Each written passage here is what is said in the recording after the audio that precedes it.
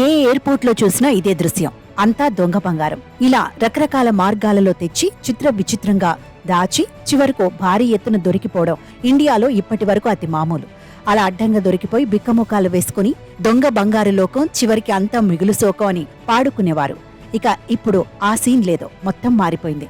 July 2022లో భారతదేశంలో customs డ్యూటీని భారీగా పెంచిన తర్వాత యుఏఈ భారతీయులకు బంగారు కేంద్రంగా మారింది. సడన్ గా ఇప్పుడు 2024-25 ఆర్థిక సంవత్సరం బడ్జెట్లో బంగారం దిగుమతిపై సుంకాన్ని సగానికి పైగా తగ్గించారు. డ్యూటీ డిఫరెన్షియల్లో తగ్గుదల ఫలితంగా బడ్జెట్ తర్వాత భారతదేశంలో ధరలు తగ్గటం వల్ల విదేశాల నుండి బంగారాన్ని కొనుగోలు చేయటం చాలా వరకు తగ్గిపోవచ్చని ఆభరణాల వ్యాపారులు అంటున్నారు. దుబాయ్లో ఆభరణాలు కొనడానికి వెళ్లే భారతీయ పర్యాటకులు ఇప్పుడు భారతదేశంలో కొనుగోలు చేస్తారని, ఎందుకంటే యుఏఈ వ్యాపారంలో 50% భారతదేశానికి బదిలీ చేయబడుతుందని Joy Alukkas group chairman Joy Alukkas తెలిపారు.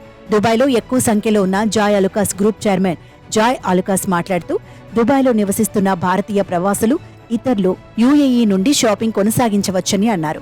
సుంకం తగ్గింపు భారతదేశంలో బంగారు ఆభరణాల ఉత్పత్తిని పెంచుతుందని, బంగారు కళాకారులు భారీ తేలికపాటి ఆభరణాలలో కొత్త డిజైన్లను ప్రారంభించడంలో సహాయపడుతుందని, తద్వారా భారతదేశం నుండి బంగారాన్ని కొనుగోలు చేయడానికి వినియోగదారులను ఆకర్షిస్తుంది.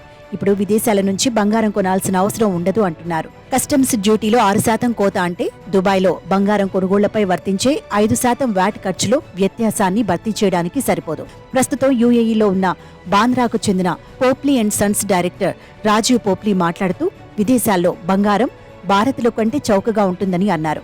అంతేకాకుండా భారతదేశం దుబాయ్లోని బంగారు ఆభరణాల మధ్య 1% సుంకం వ్యత్యాసం భర్తీ చేయబడుతుంది. ఎందుకంటే భారతీయ ఆభరణాలు తమ కస్టమర్ బేస్ ను నిలుపుకోవడానికి, ఎక్కువ మంది కస్టమర్లను పొందడానికి కొంత తగ్గింపును ఇస్తారు.